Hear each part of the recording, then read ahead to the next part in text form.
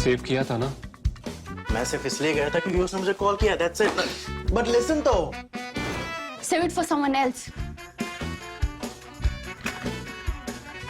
जिंदगी में सेव करना जरूरी है, मगर जब बात पैसों की हो, सिर्फ सेविंग से काम नहीं चलेगा। इक्विटी म्यूचुअल फंड्स में इन्वेस्ट कीजिए और अपने सेविंग्स को आगे बढ़ने का मौका दीजिए। Mutual fund investments are subject to market risks. Read all scheme-related documents carefully.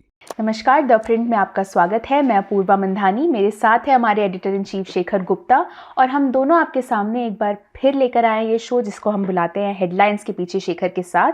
इस शो पे आप जानते हैं सवाल होते हैं आपके, जवाब होते हैं शेखर के और मैं आपके सवाल शेखर तक पहुंचाती हूँ। तो चलिए शेखर, बिना बिल्कुल वक्त ज़ाया किए आज का एपिसोड की शुरुआत करते हैं। हाँ, और देखो सच्चाई एक ये है जो हमारे श्रोताओं को शायद नहीं पता हो जी कि हम लेटेस्ट जब सवाल लेने के लिए और लेटेस्ट न्यूज़ डेवलपमेंट्स लेने के लिए ये शुक्रवार की शाम को रिकॉर्ड करते हैं, जी जी है ना।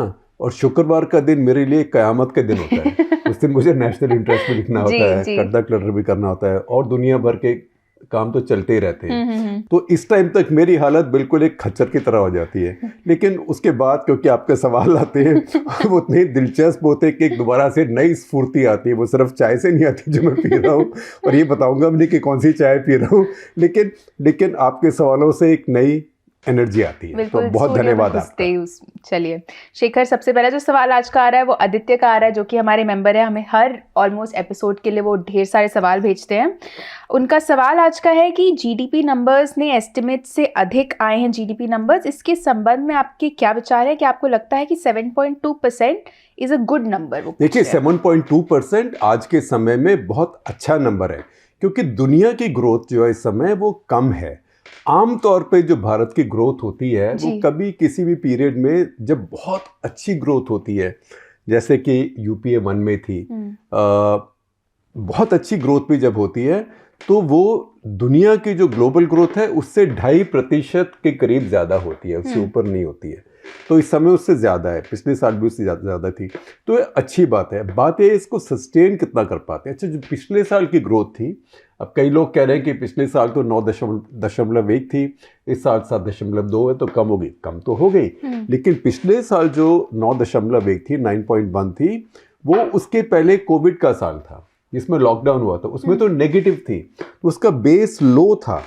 तो अब जो पिछले साल बेस बढ़ा है उसके ऊपर 7.2% ग्रोथ है, जो कि बहुत अच्छा है भारत के लिए। ठीक है, जितना और ज़्यादा होता उतनी अच्छी बात होती, लेकिन इसमें कोई रोने धोने की बात नहीं, इसमें खुश होने की बात है। लेकिन चुनौती है इसको मेंटेन करके रखना इस साल, क्योंकि जो दुनिया भर के जो अर्थशास्त्री हैं, इंस्टीट्यूशन से, वो कह रहे हैं कि अब भारत इस साल 6%, क्योंकि बेस आपका बढ़ गया है तो 6%, फिर उसके बाद अब 5.5, 5 ऐसे में जाके। तो मैं ये समझता हूँ कि 7% से कम ग्रोथ भारत के लिए कोई भी 5 साल के पीरियड में भारत के लिए सामाजिक तौर पे सोशली डिस्टेबलाइजिंग है, अस्थिरता पैदा करेगी, क्योंकि उससे नौकरियां नहीं पैदा होंगी इतनी जितनी चाहिए, सरकार को टैक्सेस नहीं मिलेंगे जितने चाहिए ताकि सरकार फिर खर्च कर पाए, इंफ्रास्ट्रक्चर नहीं बन पाएगा, इंफ्रास्ट्रक्चर से और नौकरियां पैदा होती हैं। तो भारत के लिए 7% के ऊपर ग्रोथ रखना बहुत ज़रूरी है और उसके बहुत अच्छे परिणाम होंगे। क्योंकि देखिए 7% सन 2002 में ग्रो करना या 2003 में ग्रो करना और 2023 में ग्रो करने में बहुत फ़र्क है, क्योंकि पहले बेस कुछ और था, बेस कुछ और है। और अगर लगातार करेगा तो जिसे कहते हैं पावर ऑफ कंपाउंडिंग, जैसे हिंदी में हम कहते हैं चक्रवृद्धि ब्याज, है ना। तो एक साल आपको 100 रुपये में 10 रुपये ब्याज मिला, अगले साल आपको 110 पर मिलेगा। तो ये ग्रोथ होती है, पावर ऑफ कंपाउंडिंग होती है। तो अगर पावर ऑफ कंपाउंडिंग के साथ आप देखें तो 7%, 7.5% ग्रोथ से भारत की अर्थव्यवस्था बहुत आगे जा सकती है। उसके हर जगह असर होते हैं। अब जैसे डिफेंस बजट्स की बात करते हैं, लोग कहते हैं डिफेंस बजट आप बढ़ा नहीं रहे, ये जीडीपी का इतना प्रतिशत ही। अरे भैया, जीडीपी तो बढ़ रही है ना, तो जितनी जीडीपी बढ़ेगी उतने ही प्रतिशत से डिफेंस बजट भी उतना ही बढ़ेगा, उतने ही प्रतिशत से शिक्षा का बजट भी बढ़ेगा, उतने ही प्रतिशत से हेल्थ का बजट भी बढ़ेगा। तो सब कुछ बढ़ता है। हाँ, ये ज़रूर है कि जब ग्रोथ होती है तो सबको बराबर उसका फ़ायदा तभी नहीं मिलता है। तो इसको अंग्रेज़ी में हम कहते हैं कि rising tide lifts all boats, कि जब टाइड आता है, जब ज्वार मेरे ख्याल कहते हैं हिंदी में, ज्वार भाटा बोलते हैं ना, कि जब राइजिंग टाइड होता है तो सारी नावें ऊपर उठती हैं, लेकिन जो यॉट्स होती हैं क्योंकि सबसे हल्की होती है, अच्छी बनी होती है, यॉट सबसे पहले उठती हैं। तो अमीर को पहले फायदा होता है। तो कई बार ऐसे लगता है जब ग्रोथ होती है ज़्यादा इकोनॉमी में कि अरे अमीर अमीर हो रहे हैं, गरीब गरीब हो रहे हैं। तो गरीब गरीब नहीं होते, लेकिन अमीर गरीब का जो गैप है वो बढ़ जाता है।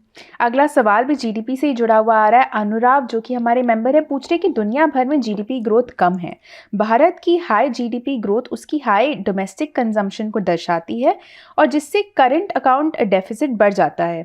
आप भारत को कम मुद्रास्फीति के साथ सस्टेनेबल ग्रोथ को कैसे मैनेज करते हुए देखते हैं? हाई ग्रोथ से मुद्रास्फीति बढ़ने की उम्मीद है तो जो चुनाव जीतने में बाधा है।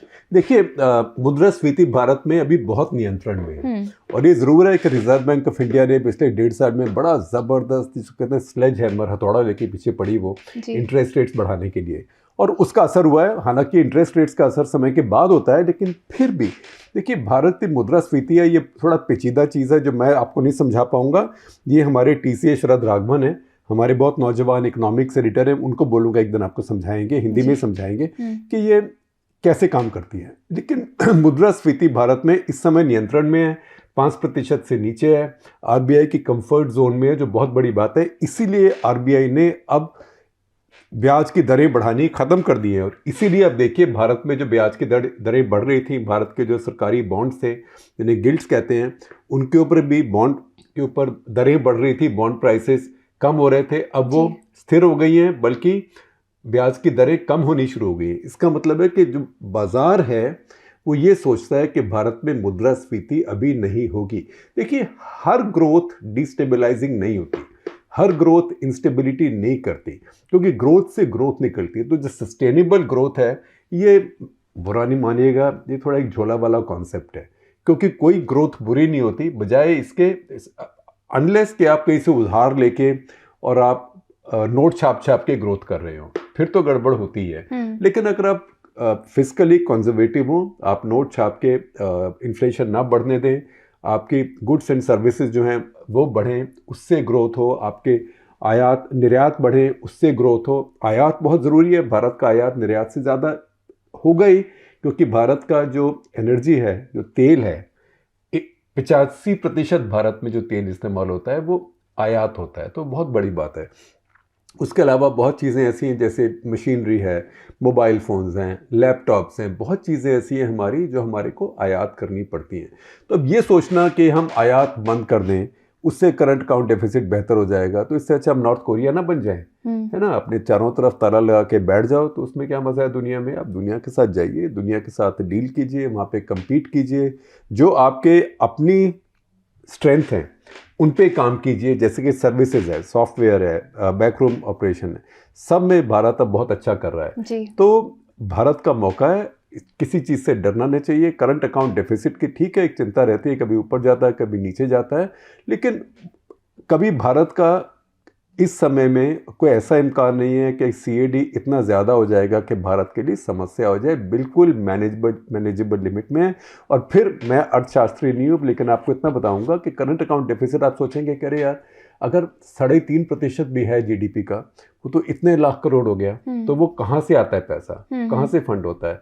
तो फंड कैसे होता है? ज़्यादातर जैसे NRI लोग हैं, जैसे UAE में हैं, दुबई में हैं, सऊदी अरेबिया में हैं, अमेरिका में, वो रेमिटेंसेस भेजते हैं, तो वो भी उसमें आता है।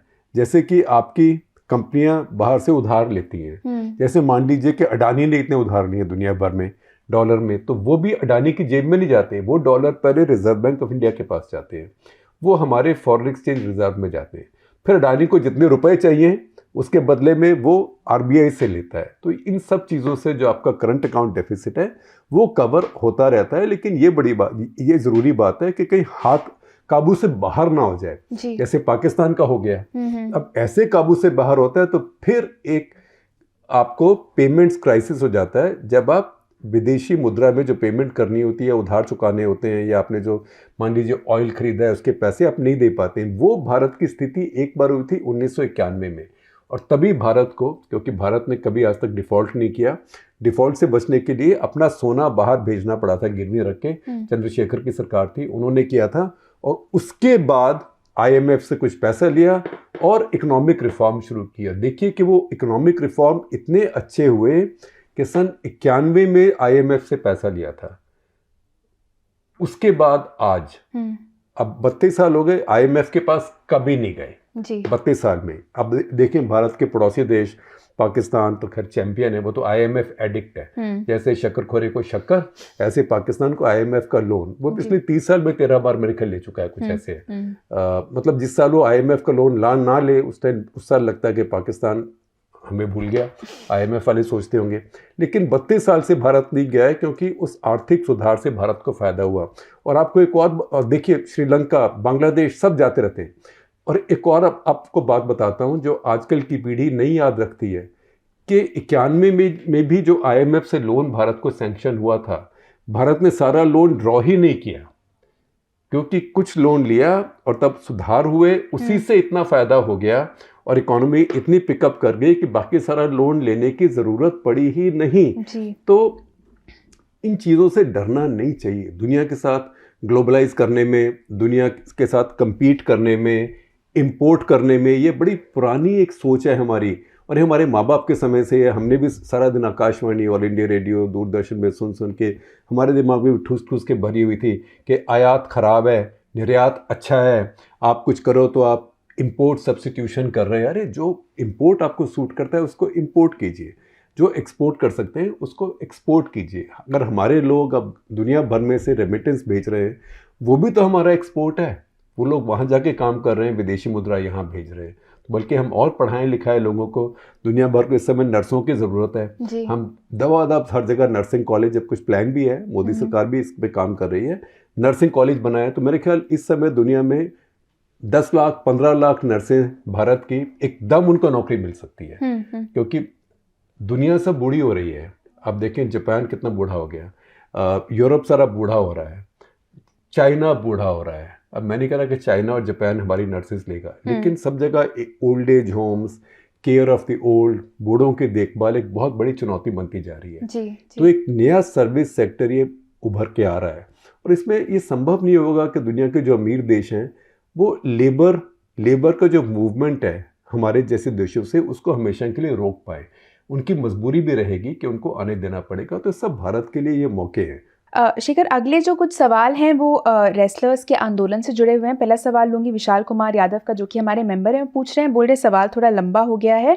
पहलवानों ने मेडल गंगा में बहाने की बात की और मोदी सरकार का कोई मंत्री उनसे बात तक नहीं किया। अगर ये मान लिया कि पहलवान ही गलत हैं, फिर भी अगर मोदी जी उन्हें बुलाकर बात कर लेते तो क्या छोटे हो जाते? क्या स्ट्रॉन्ग सरकार की निशानी है ये, या फिर ऐसी सरकार की जो संवेदनहीन है? वो ओलंपिक में मेडल जीते हुए खिलाड़ी हैं, कोई खूनी मवाली या गुंडे नहीं हैं, और उनका इतना अपमान कि उनको मिले पैसे, रेलवे की नौकरी और 15 रुपए के मेडल जैसी बातें कर रहा है। वो उत्पीड़न का आरोपी और उसके साथ कुछ बेहुदा पत्रकार भी। क्या ये होना चाहिए 2023 के भारत में? देखिए, बिल्कुल नहीं होना चाहिए 2023 के भारत में। और देखिए, जब किसी बात की अति हो जाती है ना, एक्सट्रीम हो जाता है, तो फिर वो मामला बदलता है जी। जैसे कोई ग्राफ जब बिल्कुल पीक पे पहुंच जाता है, जो पैराबोला होता है, फिर वो नीचे होता है। तो ये भी कहानी बदलनी शुरू हो गई है। अब आप देखिए कि पहले तो जैसे कहते हैं, अंग्रेजी में कहते हैं द वर्म विल टर्न, कीड़ा एक दिन तो हिलेगा, है ना। तो वो वार्म अप टर्न होना शुरू हो गया है। तो आप देखिए कि राजनीति में आप देखिए, बीजेपी के 2 MP अब बोल चुके हैं इसके ऊपर, जो किसी ने सोचा नहीं था। और उनमें से एक तो हरियाणा के ब्रजेंद्र सिंह, पहले IAS ऑफिसर मेरे ख्याल थे वो। महाराष्ट्र में प्रीतम मुंडे, जो कि पुराने वरिष्ठ नेता बीजेपी के, जिनका देहांत हो गया कार एक्सीडेंट में, गोपीनाथ मुंडे, उनकी पुत्री हैं, उन्होंने भी बोला। फिर आप देखें कि कपिल देव ने पहले बोला, फिर अनिल कुंबले ने हिम्मत करी बोलने की, उन दोनों की बहुत दाद देने की है। उसके बाद आज भारत की 1983 की वर्ल्ड कप जीतने वाली क्रिकेट टीम ने एक मिलके स्टेटमेंट इशू कर दिया है। अब मैं तो अब यही उम्मीद में हूँ कि महेंद्र सिंह धोनी कप्तान थे 2011 में भारत की टीम के, उसने भी वर्ल्ड कप जीता, तो उनको भी उनसे बात करके, उनका बहुत बड़ा रुतबा है धोनी का, उनसे मिलके उनको भी ये स्टेटमेंट इशू करना चाहिए। क्योंकि देखिए, ओलंपिक का मेडल बहुत मुश्किल से आता है।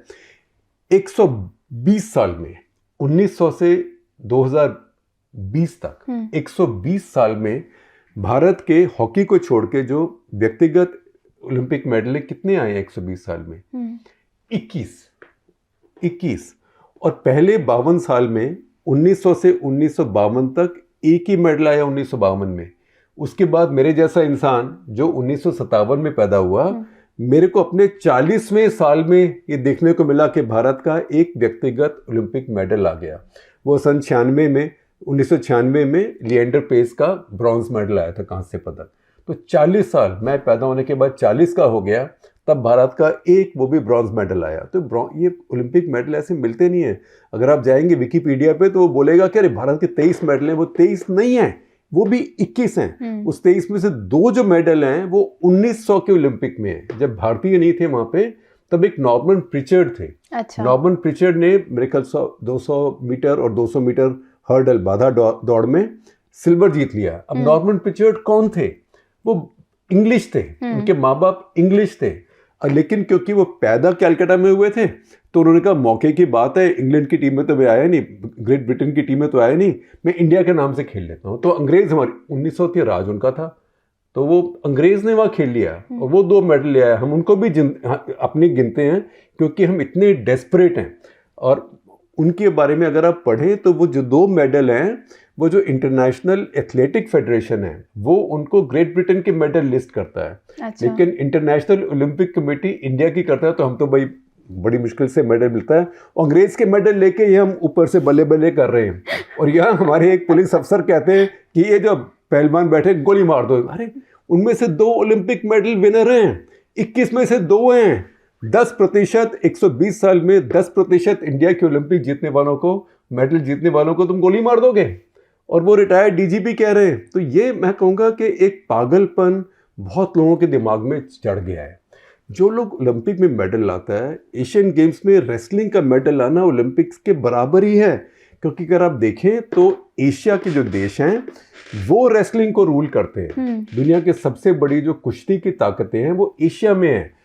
Iran, Kazakhstan, Uzbekistan, Mongolia, Indonesia, Japan और भारत, वो भी बहुत बड़ी कुश्ती की ताकत है। तो कुश्ती का हेडक्वार्टर दुनिया में एशिया है। तो एशियन गेम्स में जो गोल्ड लाता है, जैसे कि बजरंग पुनिया एशियन गेम्स में gold, Vinesh Phogat Asian games में गोल्ड, ये बिग डील है।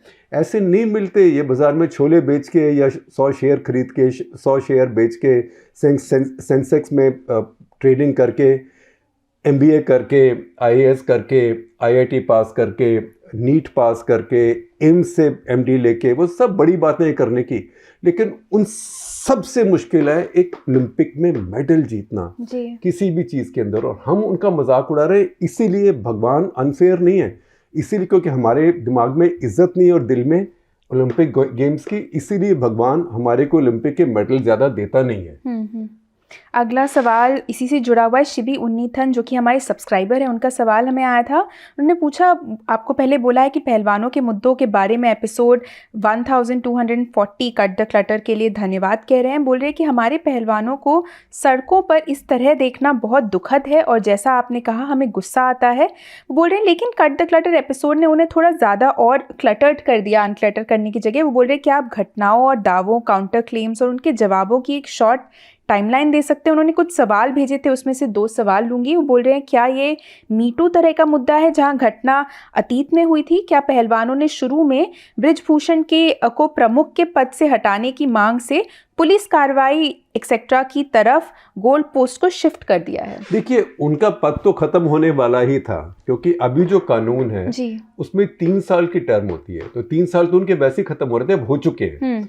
तो उनको निकालना तो कोई पर्पस, वो तो जा ही रहे थे। 3 साल से ऊपर तो बढ़ नहीं सकता इस टर्म में। पहले जितना चल रहा था वो चल रहा था, लेकिन जब से नया कोड आया, स्पोर्ट्स कोड, उसके बाद 3 साल से ऊपर नहीं हो सकता। तो उनकी नौकरी तो खत्म हो ही रही थी। तो उनको निकालने के लिए कुछ करने का कुछ काम नहीं था। लेकिन ये है कि अब हिम्मत करके देखिए, जो हमारे पहलवान हैं, पहलवानी कौन करता है? ये हमारे शहरों के लोग, हमारे लोग जो वाइट कॉलर जॉब्स के लिए जा रहे हों, या जो बड़े शहर में कहीं भी रहते हैं, वो पहलवानी नहीं करते। पहलवानी जो है ये रूरल इंडिया, ये ग्रामीण भारत का खेल है। अब ठीक है, उसमें हरियाणा के लोग बहुत तेज़ हैं, छोटा सा राज्य है, पर हमारा देश हरियाणा जहाँ दूध दही का खाना है ना, तो जो भी है, लेकिन हरियाणा में बन गया क्योंकि एक अखाड़ों की एक परंपरा बन गई है। तो अखाड़े हैं, कोचेज हैं। अगर आप हरियाणा जाएं, मैंने एक सीरीज़ लिखता हूँ कभी कभी जिसका नाम है राइटिंग्स ऑन द वॉल, तो मैंने एक लिखी थी मेरे ख्याल 2014 में या किसी टाइम। उसमें एक सीरीज़ में एक पूरा आर्टिकल यही था कि सारा हरियाणा इस समय वही रेसलिंग और बॉक्सिंग, जिसको हम हरियाणा में कहते हैं बॉक्सिंग, है ना, तो रेसलिंग और बॉक्सिंग। तो आप गांव-गांव में जाएं तो हर गांव में आपको दुकान मिलेगी जहां पे आपको रेसलिंग और बॉक्सिंग का सामान और इतने बड़े-बड़े डिब्बे वे प्रोटीन के मिलते हैं। अब वे प्रोटीन क्यों? क्योंकि आपको मसल के लिए बल्किंग चाहिए, और हरियाणा के ज़्यादातर लोग जो हैं, जो पहलवानी करते हैं, बॉक्सिंग करते हैं, वो वेजिटेरियन हैं जी। तो ये एक कल्चर बन गई है वहाँ पे, और वहाँ से लोग आते हैं। इनमें लड़के लड़कियाँ भी देखिए ज़्यादातर हरियाणा के हैं। छोटा सा राज्य है 2 करोड़ लोगों का। भारत के आधे मेडल हरियाणा लाता है, बाकी जो आधे बचे उनमें से आधे सिर्फ 33 लाख का मणिपुर है वो लाता है जी। क्योंकि हर जगह ये परंपरा बन जाती है। हरियाणा यूपी से 10 गुने ज़्यादा मेडल लाता है। तो अब आसान भी है कि आपके राजनीतिक शक्ति तो आपको मिल रही है यूपी से, बिहार से, मध्य प्रदेश से, राजस्थान से मेडल मिल रहे हैं, छोटे से हरियाणा से। तो हरियाणा के लोग नाराज़ भी हो गए तो भाड़ में जाएं, छोटे से तुम्हें क्या फ़र्क पड़ता है। लेकिन देखिए, देश का जो आत्मसम्मान है, अगर कोई जूनियर चैंपियनशिप में भी कहीं जीत जाए तो सारे मंत्री इसी सरकार के कंग्रेचुलेशंस, भारत की बेटी पर गर्व, सब शुरू हो जाते हैं। अब ये नहीं जूनियर सीनियर, कोई बहाना मिल जाए शुरू हो जाते हैं। अभी आज हम रिकॉर्ड कर रहे हैं शुक्रवार को, कल बृहस्पतिवार को, थर्सडे को, वीरवार को भारत ने जूनियर हॉकी एशिया कप जीता है। अब जूनियर हॉकी एशिया कप है, आप देखिए दबादब एक के बाद एक मंत्री मोदी सरकार के ट्वीट कर रहे हैं उसके ऊपर। अभी हम बात कर रहे हैं तो हमारी स्क्रीन पे ट्वीट दिखाए भी जाएंगे, शाबाश, वेल डन। क्योंकि ऐसे होता है ना कि कई 2 तरह के लोग होते हैं। एक तरह के लोग होते हैं, जैसे मैच हो रहा है क्रिकेट का, तो एक तरह के लोग होते हैं जो मैच खेल रहे हैं।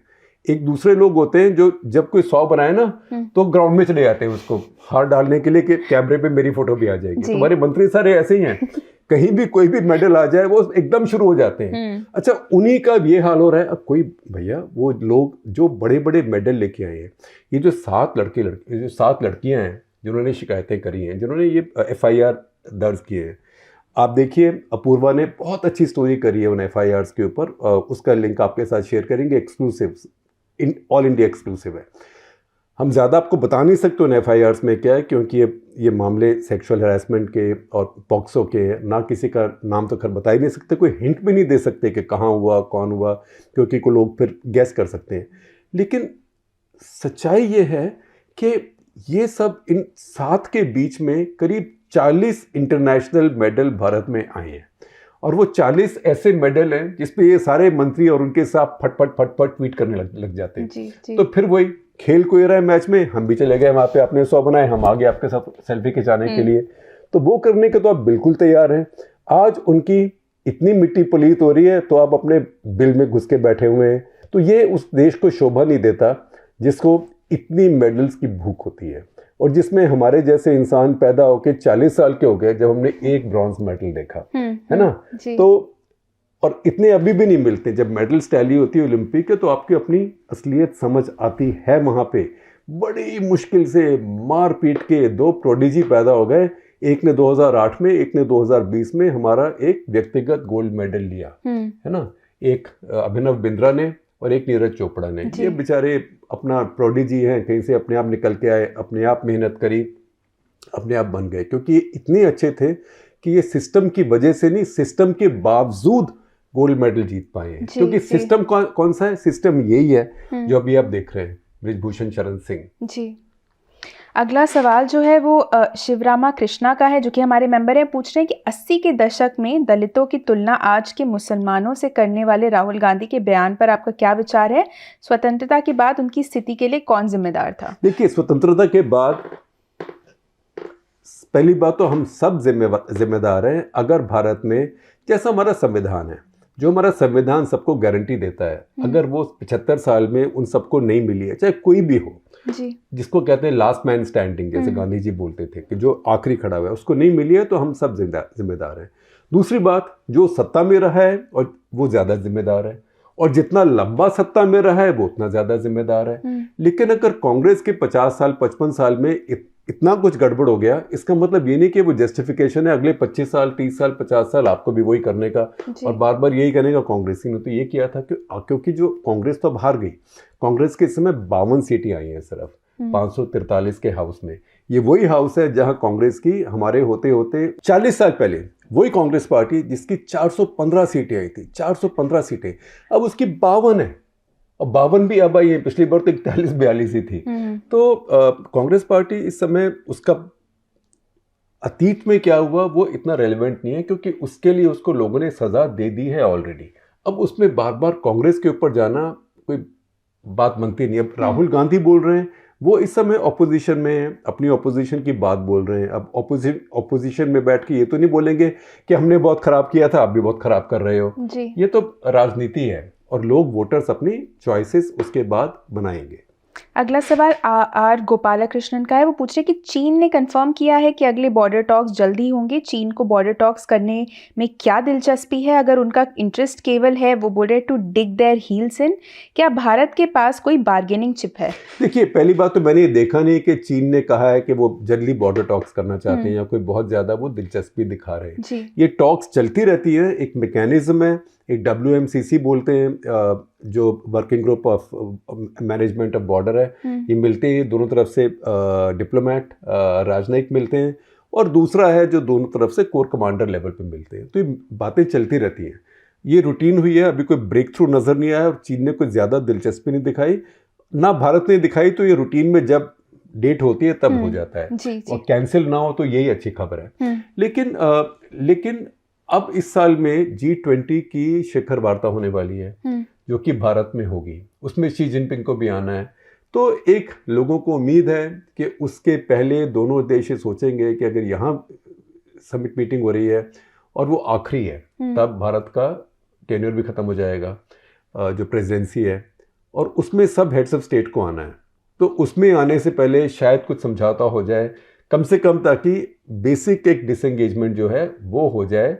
2 एरिया बचे हैं हमारे, एक डेप्सांग का एरिया, एक चुमार का एरिया है। अगर वो हो जाए, अगर ये कहें कि डीएस्केलेशन हो जाएगी, इसका मतलब जो हैवी फोर्सेस गई हुई हैं, टैंक शैंक गए हुए हैं, ये सब वापस चले जाएंगे, ये मुझे मुश्किल लगता है। क्योंकि चीनी भी वहाँ पे कोई तफरीह करने के लिए तो नहीं आए हैं, वो भी अपना कोई पॉलिटिकल आइडिया लेके, स्ट्रेटेजिक आइडिया लेके वहाँ पे आए हुए हैं। तो वो ना वो प्रैक्टिस करने के लिए आए हैं, एक्सरसाइज करने के लिए, ना वो छुट्टी मनाने के लिए आए हुए हैं।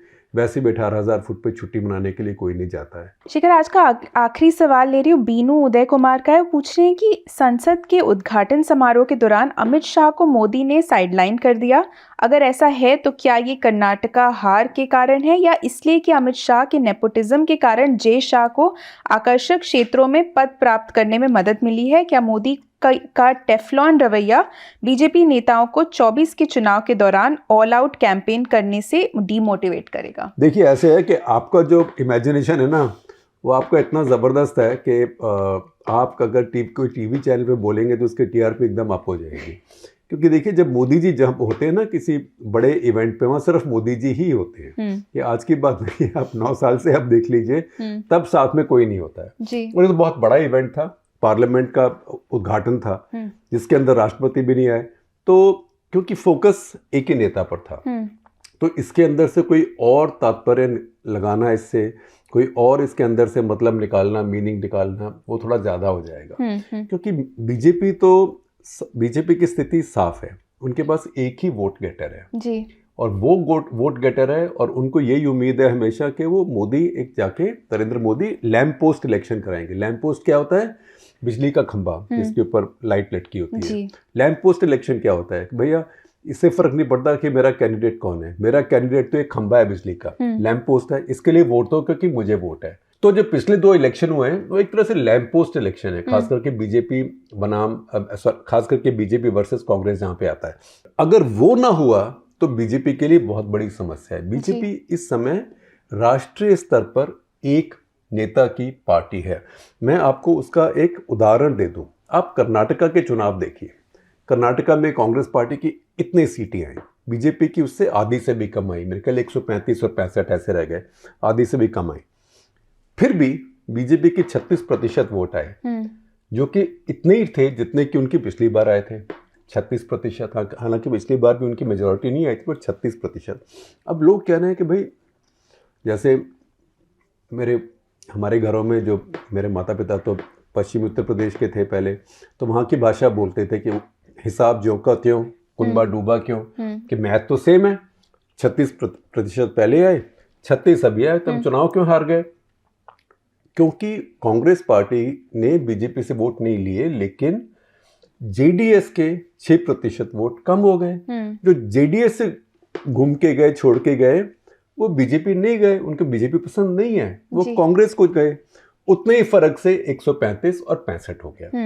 अब आप सोचें कि अगर वो वहां गए, बीजेपी में नहीं आए, तो उसके पहले जो लोकसभा चुनाव हुआ, पिछले विधानसभा चुनाव और इस विधानसभा के चुनाव के बीच में 2019 में लोकसभा चुनाव हुआ, जिसमें बीजेपी के मेरे ख्याल 28 में से 26 सीटें आ गई, वहां से स्वीप हो गई। तो वो कहां से आ गई? वो 36% वोट से आ गई? ऐसा नहीं है। उस चुनाव में बीजेपी के 51% वोट आए, 51%। इसीलिए 51% से होता है लैंडस्लाइड। आपने अपने प्रतिद्वंदी को धराशायी कर दिया बिल्कुल जी। वो जो 15% वोट है 36% और 51% के बीच में, वो नरेंद्र मोदी का वोट है, वो बीजेपी का वोट नहीं है। बीजेपी का वोट 36% है। 36% से बहुत कम सीटें आती हैं। जो हमारा first pass the post system है, इसमें एक लेवल के बाद 1% से बहुत बड़ा फर्क पड़ता है। तो यही बीजेपी की ये एक शक्ति भी है और एक उसकी दुविधा भी है, विडंबना भी है कि भाई एक ही आदमी के ऊपर ये ऐसे ही है कि इंडिया की टीम है, सारे रन सिर्फ तेंदुलकर ने स्कोर करने हैं या सारे रन सिर्फ गावस्कर ने स्कोर करने हैं। तो बीजेपी इस समय उस स्थिति में है। तो मुझे लगता नहीं कि बीजेपी में कोई भी आदमी इसके बारे में शिकायत करने वाला है। वो सब यही चाहेंगे बीजेपी वाले कि मोदी जी कायम रहें और मोदी जी बेहतर करें, क्योंकि उनकी गाड़ी का सिर्फ एक ही इंजन है। वो राज्यों को कहते हैं डबल इंजन की सरकार, लेकिन जो उनकी पार्टी है वो सिंगल इंजन पार्टी है। एक और सवाल लूंगी शेखर, प्रसन्नजीत भट्टाचार्य जी का सवाल है, वो हमारे मेंबर हैं, पूछ रहे हैं कि ऐसी अफवाह है कि पाकिस्तानी सेना पीटीआई के भगोड़ों से एक नई पार्टी तैयार कर रही है, क्या उन्हें कोई वोट मिलेगा? अगले चुनाव में इन बातों का क्या असर होगा? क्या नवाज शरीफ वापस आएंगे? देखिए प्रसन्नजीत जी, ये पाकिस्तान में एक सिस्टम बना हुआ है कि जब फौज चाहे तब एक पार्टी अपनी बना देती है, जिसको कि पाकिस्तान में मजाक में लोग कहते हैं किंग्स पार्टी। अच्छा। जैसे कोई ऐसे देश है जहाँ राजा होता है, उसका अपना राज होता है, फिर लोगों को खुश करने के लिए चुनाव करा देता है। लेकिन चुनाव में कोई फालतू आदमी नहीं जीत जाए, एक पार्टी होती है जो उसकी अपनी होती है या उसके अपनी लॉयल होती है, पैसे वैसे देता है, अपने लोग रखता है, उसे किंग्स पार्टी कहते हैं। तो पाकिस्तान में पहले मुशर्रफ के टाइम बनी थी PML क्वायद, है ना। तो पाकिस्तान मुस्लिम लीग तो नवाज शरीफ की पार्टी है। 5-7 लोग वहाँ से निकाले, तो उसमें हमारे एक दोस्त हैं वहाँ पे, चौधरी शुजात हुसैन, उनको प्राइम मिनिस्टर भी बना दिया एक टाइम।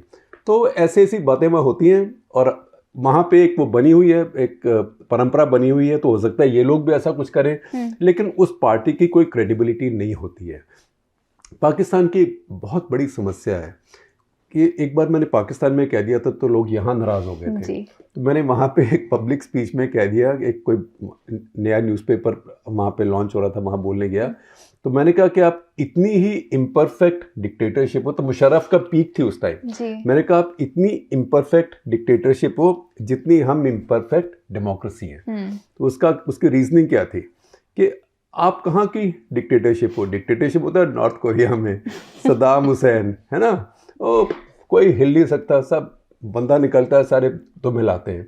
आपकी क्या डिक्टेटरशिप है? आप ये फंक्शन कर रहे हो यहाँ के, मैं जो मर्जी बकवास कर रहा हूँ, ना मुझे कुछ हो रहा है ना आपको कुछ हो रहा है, तो आप मिलावटी डिक्टेटरशिप हो। अच्छा। ऐसे ही हम इम्परफेक्ट डेमोक्रेसी है, क्योंकि डेमोक्रेसी होने के बावजूद हमारे संविधान में जो हमारे लोगों को जो वायदे किए हैं, जो गारंटीज दी हैं, वो हम पूरी तरह से डिलीवर नहीं कर पा रहे हैं। तो हम इम्परफेक्ट डेमोक्रेसी है, आप इम्परफेक्ट डिक्टेटरशिप हो। तो पाकिस्तान की जो इम्परफेक्ट डिक्टेटरशिप है, उसके अंदर उनको इलेक्शन भी करके दिखाना है, उसके अंदर जुडिशरी भी है, कभी वो आज़ाद हो जाती है। देखिए जो जिया के टाइम में जब भुट्टो को भी फांसी दी गई तो उसमें भी एक जज ने डिसेंटिंग जजमेंट दी, दोरा पटेल ने। तो वो एक तरह से हमारे सब कॉन्टिनेंट में सब देशों के अंदर एक डेमोक्रेटिक टेम्पर भी है जो दबता नहीं है। हमारे सारे सब कॉन्टिनेंट में, उपमहाद्वीप में किसी भी देश का नॉर्थ कोरिया बनना संभव नहीं है। जिया के टाइम में भी movement for restoration of democracy आके सड़कों के ऊपर डेमोन्स्ट्रेशंस करता था, उनको कोड़े पड़ते थे और लोग बाद में दिखाते थे कोड़ों के निशान, असली कोड़े पड़ते थे। तो ये पाकिस्तान में एकदम सब कुछ बंद कर देना और फौज अपनी पार्टी बना दे, लोग उस पर हंसते हैं। पाकिस्तानियों ने जितने जोक जिया के बारे में बनाए उतने जोक तो जॉनी वॉकर ने हिंदी फिल्मों में नहीं बनाए होंगे। जैसे वो एक आपको जाते जाते बताता हूँ, कई तो ऐसे जो मैं बता नहीं सकता हूँ क्योंकि पाकिस्तानियों के सेंस ऑफ ह्यूमर हमसे बहुत अच्छी है। अच्छा। और दूसरी बात जो डिक्टेटरशिप होती है ना, आप बाहर नहीं बोल सकते, अंदर अंदर बोलने में लोग आपस में, तो वो बहुत शार्प सेंस ऑफ ह्यूमर हो जाती है। तो एक ज़ियाउल हक की बात थी कि ज़ियाउल हक ने अपनी एडीसी को बुलाया, जो भी उसका नाम था, जैसे मान लीजिए इफ्तिखार था और पंजाबी में का इफ्तिखार, यार गल सुन बताइए जी, दसो जी। कहते लोकी कहते हैं मेरी अखां हेमा मालिनी नाल मिलती हैं, लोग कहते हैं मेरी आंखें हेमा मालिनी से मिलती हैं। तो एडीसी ने कहा, एक मिनट तो सोचा, फिर कहा सर बुरा ना मानियो, थोड़ी तो एक आंख दूजी नाल नहीं मिलती one I doesn't match the other, एक आंख दूसरी से नहीं मिलती, हेमा मालिनी से कैसे मिलेगी? क्योंकि वो ज़ियाउल हक का एक स्क्विंट था जिसको बैंगापन कहते हैं। तो जिस देश में ऐसा जोक आपको कभी इराक में सद्दाम हुसैन के नहीं मिल सकता था, ऐसा जोक आपको नॉर्थ कोरिया में नहीं मिल सकता, क्योंकि लोगों को डर लगेगा बात हो गई बाहर तो मुझे चौराहे पर लटका दिया जाएगा। ये जब पहली गल्फ वॉर हो रही थी तो हम कवर करने बगदाद में गए हुए थे जी। तो वहाँ पे रात में बॉम्बिंग हुई, सद्दाम हुसैन के 4-5 पैलेसेस को धुम डिस्ट्रॉय कर दिया रात में। तो अगले दिन हम शहर का जायज़ा ले रहे थे कि रात को कहाँ एक पुल टूट गया, एक हमारी फोटो भी है पुल के सामने खड़ी है टूटे हुए के, आप दिखा देना वो स्क्रीन के ऊपर, ये यूफ्रेटिस रिवर के ऊपर, यूफ्रेटिस नदी के ऊपर बड़ा पुल है। अच्छा। तो आप देखिए प्रशांत पंजियार जो हमारे फोटोग्राफर थे मेरे साथ, और हम वहाँ खड़े हैं और ब्रिज के पैनल्स गिरे हुए हैं, रात को बॉम्बिंग हुई थी। तो ऐसे ही एक महल था सद्दाम हुसैन का, बिल्कुल नेस्त नाबूद हुआ पड़ा था, सीरिया की तरह से हाल था। तो वहाँ पे वहाँ पे सिस्टम क्या था कि आप अकेले नहीं घूम सकते थे, आपके साथ एक वो कहते थे इंटरप्रेटर, बेसिकली वो इंटेलिजेंस का आदमी आपके साथ रहता था। माइंडर मजाक में कहते थे, हमारे को मेरा माइंडर का है। तो हमारा माइंडर रशीद था, तो वो आगे बैठा हुआ था, पिछली सीट पर प्रशांत और हम बैठे हुए थे। तो हमने देखा हमारी गाड़ी निकल रही थी, ये महल टूटा हुआ था सद्दाम हुसैन का। तो शैतानी में प्रशांत ने कहा, Rashid you mind if you stop and take a picture, हम एक बार रुक के फ़ोटो खींच लें। तो जो रशीद था उसने अपने सिर को ऐसे रखा अपने हाथों में और बोला, Habibi by asking me that question you have already given me A headache. तो उसने कहा, हबीबी ये सिर्फ सवाल पूछ के ही आपने मेरे को सिर में दर्द दे दिया। तो वो असली डिक्टेटरशिप होती है, पाकिस्तान की फेक डिक्टेटरशिप है। तो पाकिस्तान की समस्या भी है, ना वो डिक्टेटरशिप है ना वो डेमोक्रेसी है। उसको नवाज शरीफ से पहली बार उनको निकाला गुलाम इसाक खान ने उनकी प्राइम मिनिस्टरशिप से, तब उन्होंने मुझे इंटरव्यू में कहा था, और वो आर्टिकल छपा हुआ है इंडिया टुडे में, उन्होंने कहा जी ये हमारा क्या सिस्टम है, या फौज का राज होना चाहिए, हमारा राज होना चाहिए। और उन्होंने कहा ये हमारा क्या सिस्टम है, आधा तितर आधा बटेर, ये हाफ ए पार्ट्रिज हाफ ए कोयल, तो या आप तीतर बना लो या बटेर बना लो। तो पाकिस्तान एक बहुत ही अलग तरह की एंटिटी है, वो उसको किसी भी आप किसी फॉर्मूला में नहीं डाल सकते। पाकिस्तान जिसको कहते हैं सोई जेनरस, वो ऊपर वाले ने बैठ के एक तरह का एक ही बनाया है। चलिए इसी बात पे हमारा आज का एपिसोड यहीं खत्म होता है। आशा करती हूँ आप इस एपिसोड में हमारे जितना ही हंसे हो और आपको ये एपिसोड पसंद आया हो। हमें कमेंट सेक्शन में हर बार की तरह ज़रूर बताएं। हमसे जुड़ने के लिए आप सभी का बहुत बहुत धन्यवाद।